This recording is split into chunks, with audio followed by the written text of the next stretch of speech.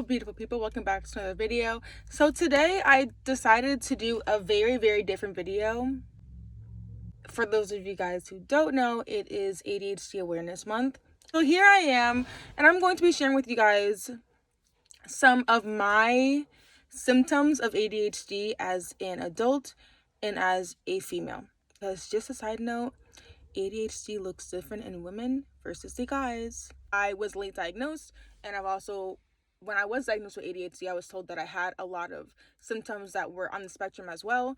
And I was kind of in the process of being tested for autism. But there are some people who are like, oh yeah, I could see you having autism. And there are some people who are like, yeah, you have a lot of symptoms, but I don't think you're autistic. You don't look autistic. You don't sound autistic. You're able to hold down a job, So I don't think you're autistic. You can't be autistic. And that's a whole separate video that we'll get into. I feel emotions very intensely and very strongly. And I feel this mostly when it comes to excitement and anger. I'm an overthinker. I'm a constant overthinker. I overthink everything. Even if I'm confident about certain things, I overthink it all. I overthink everything. It's ridiculous. I write everything down, that way I don't forget it. So especially like if I'm having a conversation with somebody, I'll be like on my phone, like just in my notes, just be like, okay, just so I can wait until they're done talking. That way I don't interrupt. But also that way when they're finally done, I can bring up something that I wanted to share as well. Because if I'm supposed to wait until you're done talking, by the time it's time for me to talk, I will not remember what I was supposed to say. I zone out a lot. You can ask anybody who hangs out with me. Recently, the guys have been like, Nay, come back. And like, yeah, it might be funny in the moment, but like it's serious. And like I zone out when I'm stationary, I zone out when I'm moving around, I'm doing things, I zone out when I'm driving. Like it's just crazy. And then when I'm finally come back, I'm just like, yo, like how long have I just been out? Like, yeah, I daydream a lot. Like my daydreams, I used to think that I was just in a very creative, I just had a big imagination since I was a kid. And yeah, that's true to an extent. However, I just daydream a lot. It's like Naomi's La La Land is just a place that I like to go, apparently. Sometimes it does seem more of a disability to me because it makes it hard for me to focus or to buckle down and focus and think on the things I need to be thinking about at the moment. I'm multi-passionate, and this can go for a lot of people. Just in general, clearly you guys can see I'm multi-passionate about a lot of the things, and especially in the field of art and anything that's creative. So that's definitely a pro of having ADHD. I've noticed that I'm super passionate, and it's not just about the hobbies. Like whenever I want to do something, I just put all of my love and all of my effort into that, and I love that part about myself. So I often avoid tasks that require concentration, and the main one, although I've gotten a lot better now, I started noticing that it was a lot harder for me to focus when it came time to pray. And this is like a spiritual struggle that I had. And I thought, like, what is wrong with me? Like, why is it so hard? I feel like it's so hard for me to pray. And I didn't understand until now, clearly, that one of the things that I do just as a symptom of my ADHD is, and it's not just prayer, but it's a lot of things, of course, that I need to be attentive to. If I know and my brain realizes that, okay, I'm going to have to focus, I often do avoid it, or like I'll procrastinate and I'll put it off, or I'll be slow in trying to do it. And that's always what I thought when it came time to prayer. I'm like, man, it's time for prayer.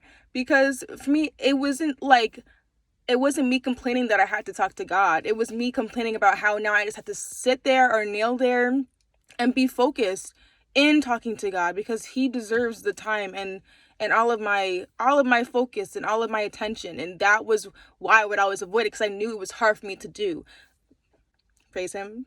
I've improved a lot, but it was definitely a struggle for sure. It's so hard for me to focus on what tasks to do first. And I used to be so well at this, and it was just so hard for me recently, this past few months, I had so much to do. I'm a business owner, I'm an artist, I do commissions, just even if it's just things that I just want to do for myself personally, regardless, I would just sit there at my desk in my chair, and I literally would just be talking to God, like, God, please help me because I don't know what to start with, and it's frustrating me, it's irritating me.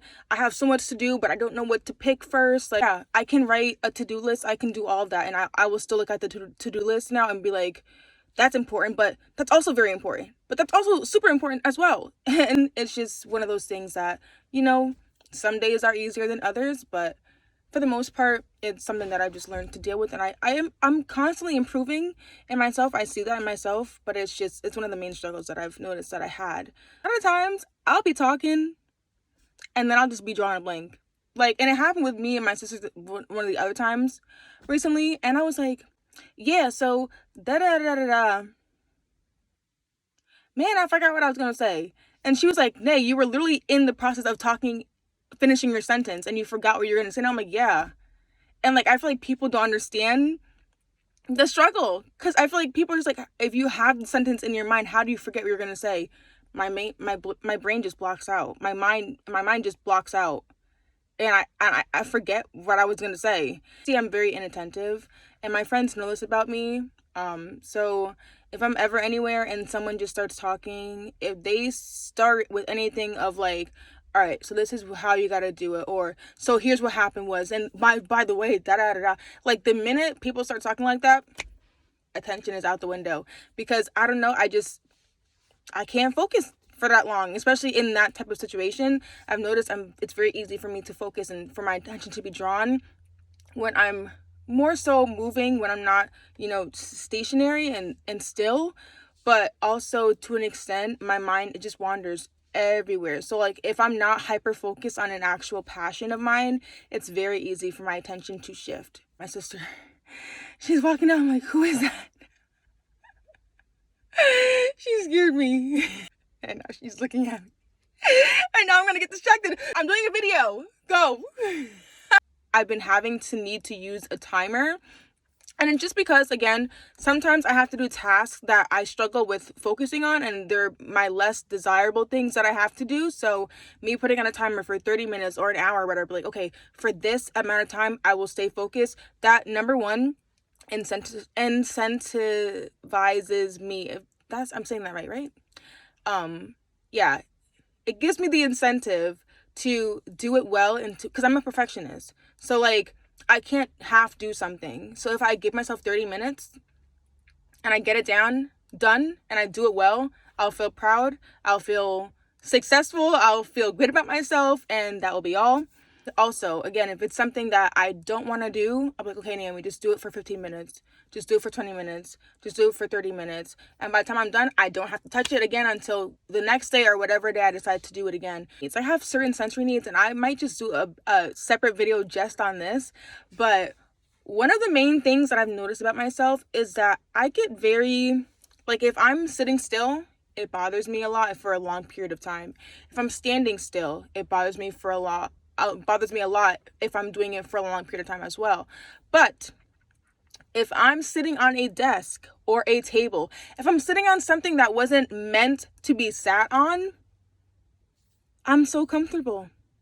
I'm here sitting on the table, wiggling my legs, on the desks at school, wiggling my legs. Like, I'm so much more attentive and comfortable that way versus me sitting in a regular chair. And it blows my mind sometimes on how my mind tricks my body into thinking that this is more comfortable for me to do. Like, even the counters and things like that, I would rather prop myself up on a counter than I would to be sitting down in a chair. It's so crazy.